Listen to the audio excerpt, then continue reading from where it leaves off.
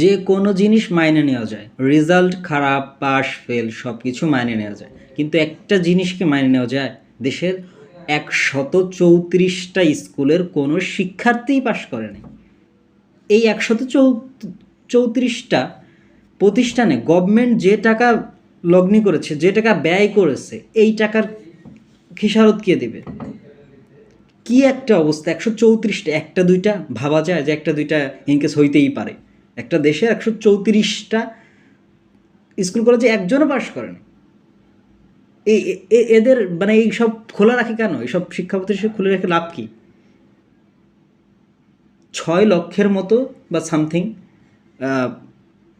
যদি 6 লক্ষ না হয় এক্সাক্ট, একটা বড় অংশ 35%, 36% ছেলেপেলে ফেল করছে, পাশ করে নাই। পাশ ফেল দিয়ে আসলে বিবেচনা করা যায় না, কিন্তু আসলে বিবেচনাযোগ্য বিষয়। মাথায় রাখতে হবে এইসব বিষয়। এইসব দেখবে কে? এইসব দেখবে কে? কেন তারা পাশ করতেছে না? কেন? এইখানে সমস্যাটা কি? একটা বছর পড়ার পরে যদি পাশ না করে, আবার কিছু কিছু শিক্ষা প্রতিষ্ঠানে দেখা যাচ্ছে শতভাগ GPA 5 পায়। কীভাবে সম্ভব? ওইখানে GPA 5 পাইতে সবাই পাইতেছে, বাকি বাইরেগুলো পাচ্ছে না কেন?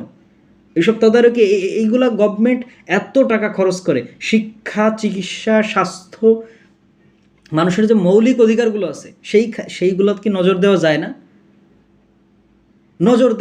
নজর দেয় কোথায় কোথায়?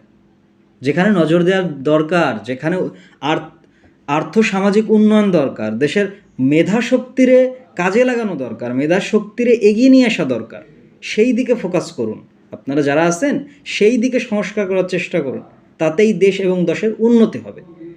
আমার ভাই তোমার ভাই, ফাজলিমিরার সীমা নাই, এসব স্লোগান দিয়ে কোনো লাভ হবে না।